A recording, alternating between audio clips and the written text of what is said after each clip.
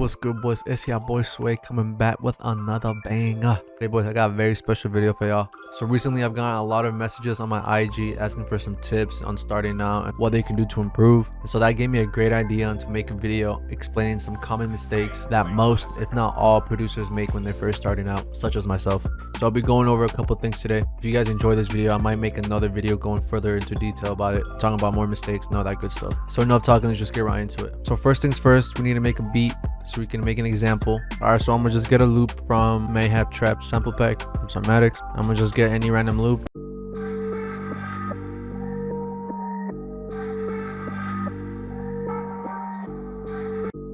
I'm gonna get the stems for this real quick. I took off the bass and yeah, let's start adding drums to this. Alright, so one of the first common mistakes is not having a good sound selection when it comes to melodies and especially drums. Both melodies and drums, you want to have a good sound selection that complements well with each other. It also depends a lot on what genre you're making. So if you're making trap beats, lo-fi or R&B or whatever, you don't want to have like a weird sound selection that doesn't really fit the vibe of that.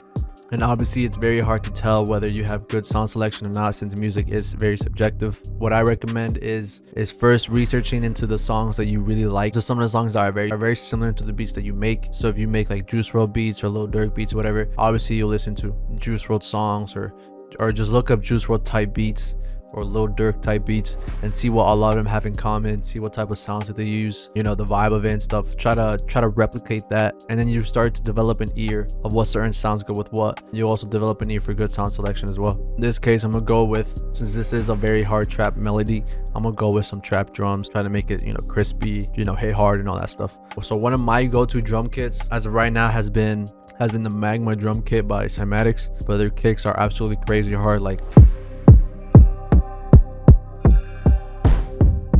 crazy tough. Their snares, you know, it's not like something that you've never heard before. You know, you guys clearly heard this before, but this is more like very crispy and industry standard sounds, I'd say. There's also a lot of websites that give out free sounds all the time, such as the Producer Crate or even Cymatics, like I said. But if you're looking for very industry standard sounds, I recommend either Cymatics or the producercrate.com.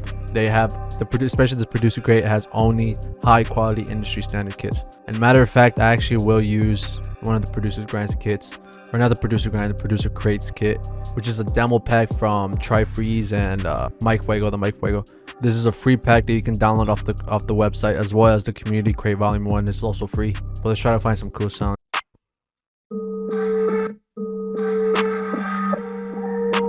Now another good tip is also leaving some room for the artists, and this goes for both drum wise and melody wise. You don't want to clutter the mix with so many sounds where there's not enough pockets for the artist to rap over. In this case, a two-step would work. However, I want to leave more pockets to make it seem like more suspenseful. And when it comes to the melodies, you obviously want to leave pockets in the melodies. You want to have all of them played together. Also helps with not keeping it repetitive, you know, and boring. So like if I just kept it all like this is too much. This is too much. Like if I play this all together, it will not sound good, and you want to really be able to have some pockets to rap over, as compared to what it was before, where it would play like this, and this part will start to come, and as you can see, before this part comes, this melody, and this melody don't play together. See, there's more pockets for a rapper to go crazy in.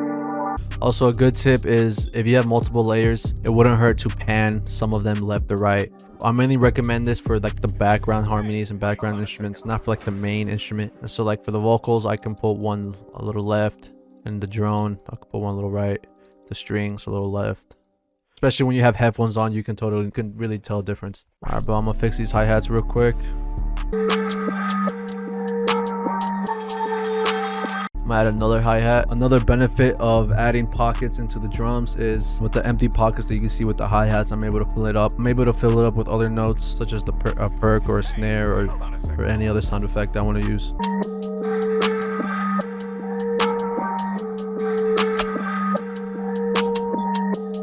I'm gonna layer this clap with this rim with the clap.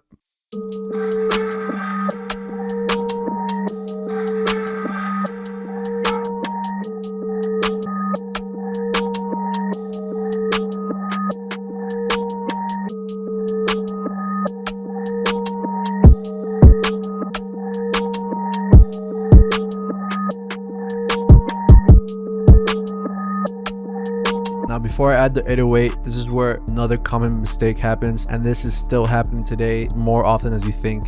You hear this in so many beats, and so even in beats that are published today and produced by and gotten placements by a whole bunch of high celebrities and artists. That still happens today. It is not getting your 808 or bass line or respace or whatever in key. It's very, very important that most people don't realize is having your beats in key. Since this was a loop, the loop is already in key. When you're making these melodies, you want to be careful that you're in the same key, you know, following the root notes and all that stuff. I'm gonna give you an example of how it would sound if it was not in key. And this is the bass that comes with the loop, which I didn't include. And this is how it sounds like when it's in key. You know, sounds good, right? Like, it sounds like you're about to go crazy, about to go off. However, this is how it sounds like if it was not in key. See, you can tell already, like, it doesn't sound good. And what especially ruin the whole beat is when the drop is disappointing, especially if the 808 is not in key. That would make the beat just terrible. You can have the hardest melody, the hardest drums, but if your 808 is not in key or your melody is not in key, that would just not work, bro. I'm sorry.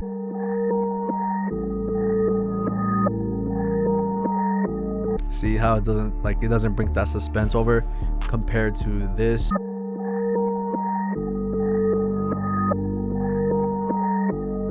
Like that just shows how it's very important to keep your 808s and basses in key. Now, if you're struggling to find the key of your 808, most of the time the 808s already come labeled with their keys, whether it's a C note, D note, F note, whatever. This is one of Producer Grant's kit. As you can tell, it has C, C, C, C, C, which is probably the best starting point to have your 808s come to, having it at a C note. If it's on a C note, then you can transpose them in any key that you want, which is the best thing. Compared if the 808 was labeled at a different note, a D or an F or an A, whatever, then if you were to play an A note, so I'm gonna just get this 808 just for an example. If you were to play this on an A note, let's say the 808 was tuned to A and I want to play to a C note, it's not going to play a C note, it's going to play an A on C, if that makes sense. It's kind of confusing, but if you go on C, it's going to play A. If you go here, it's going to play A sharp.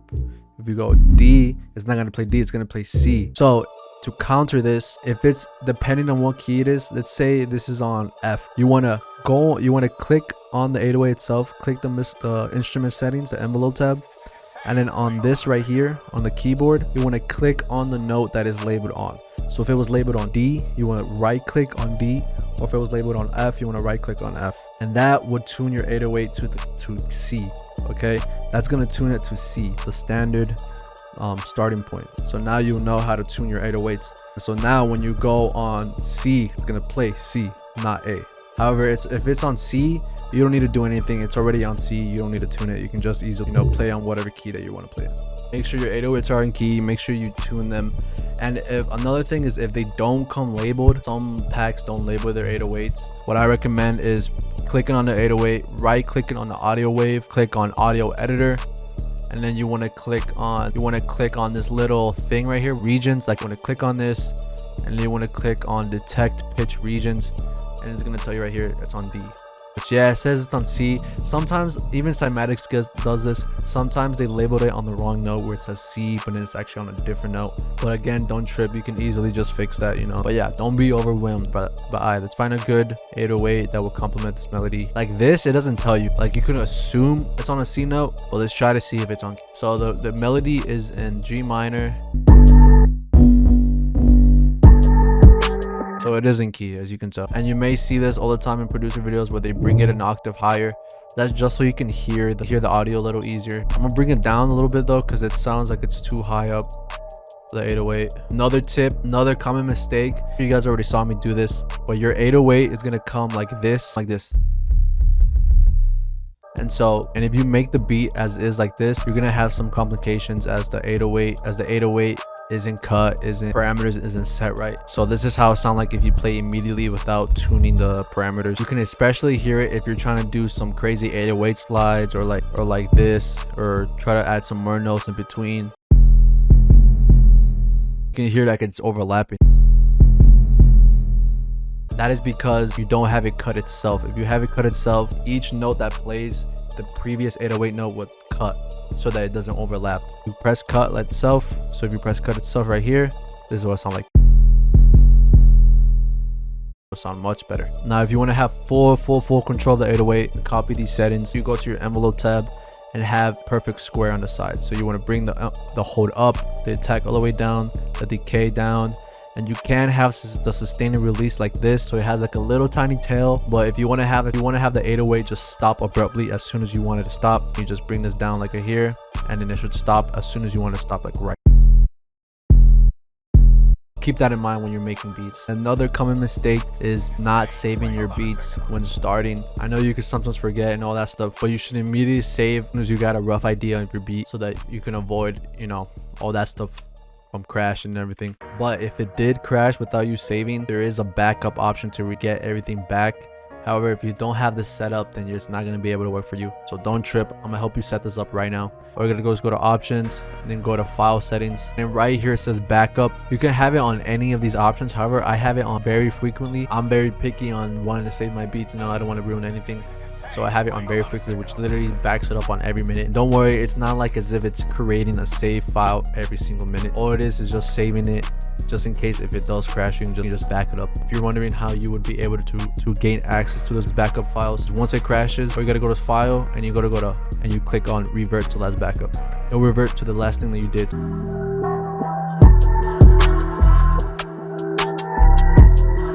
Alright, now another common mistake is not adding sound effects and drops and impacts, reverse impacts, all that good stuff. I emphasize this on every one of my videos. This will only benefit you, as adding sound effects and transitional, that will make it sound way harder, trust me, bro. Like adding laser sounds, gunshot sounds, freaking transitions, impacts, all that will matter, especially in the end product, as it will make your drops way harder. I'm not gonna go too crazy, I'm just gonna add like this right here. Now another very common mistake is accidentally closing your browser or accidentally dragging in a noise here. For example, like if you want to add a clack, you accidentally add it to the DAW and you get this little thing right here. Just like you were frustrated, I was super frustrated with this, especially with the browser closing on me. If that does happen, don't trip. All you gotta go is go to view, and literally is right there, browser. Oh, where's my browser? I don't have my browser. All you gotta go is go to view, right here, view, and it's right here, browser. Boom, you get your browser back. And to clear the little noise here that you got right here, all you gotta do is literally alt plus N, and that takes it off. Boom, bro, I just saved you 50 hours, bro. You're welcome. Give me my like. Which also brings me up to my next point of producers making common mistakes: not fully understanding your DAW, Ableton, FL Studio, Logitech, whatever. It's always beneficial to fully research and understand your DAW. As of even today, I'm still learning all its capabilities and all that good stuff, but you should mainly learn the basics, like the playlist, the piano roll, the channel rec, the mixer, the browser, all that good stuff, just the basics at least. So if you guys want an in-depth tutorial of like the basics, make sure you comment for that, and I'll for sure do that. Only if you ask for it though, so ask for it. Now finally, another common mistake that producers make is not spicing up your arrangements.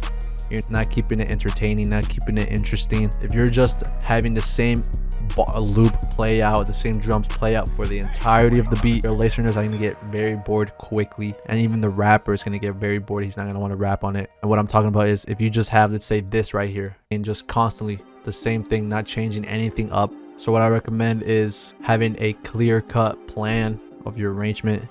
So what I like to do is I like to have the intro first here, which then goes to the, you know, like a build up or bridge or whatever, which then the bass comes,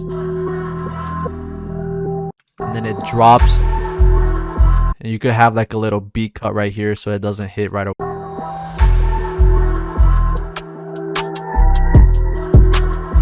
Same thing for the last part right here, so you know, keep the suspense.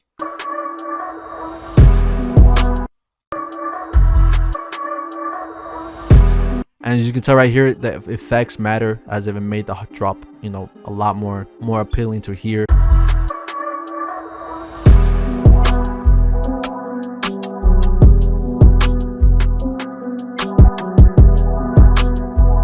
Just try to have it, you know, try to spice it up. You know, you could have this here.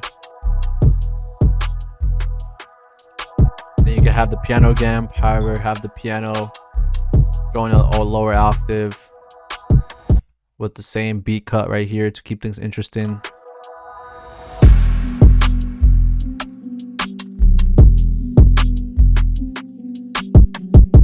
What I recommend is try to change it up 8 bars at least. Try to change it up, and I don't mean like change it up every single time. Like you can have like a minute of 30, the first part of the song, and each 8 bars like a new thing, and then all you gotta do is just copy and paste for the second part, and that's it. Like basically that's all it.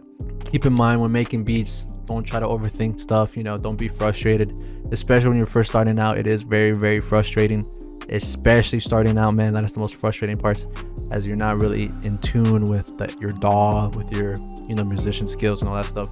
You're gonna be unconfident, you're gonna be demotivated, you're gonna be overwhelmed, especially today with a whole bunch of all these new producers that are popping up daily and everything. But keep in mind, you're doing this for fun, you're doing this to learn, and just try to have fun with it. Don't overthink it, and with each beat you make, you just get better. So yeah, and watch this video again so that you can fully grasp the mistakes that you've probably been making, so you don't, you know, make them again and everything. But yeah, that's basically all I have for today's video. A lot more stuff that I want to talk about, but I couldn't fit it all in today's video. I want to keep it a little short. If you guys aren't interested in a part 2, I guess, make sure you leave a like for that and you comment for that. I really need more comments, man. Basically all I have for today. Make sure you guys follow me on IG at IG_SwayFlow. Get me to 550 followers. Growing pretty big. New video coming on Friday. Yeah, if you guys have any video suggestions, make sure you leave them down below. It's been your boy Sway, and I'll see you boys in the next one. Deuce.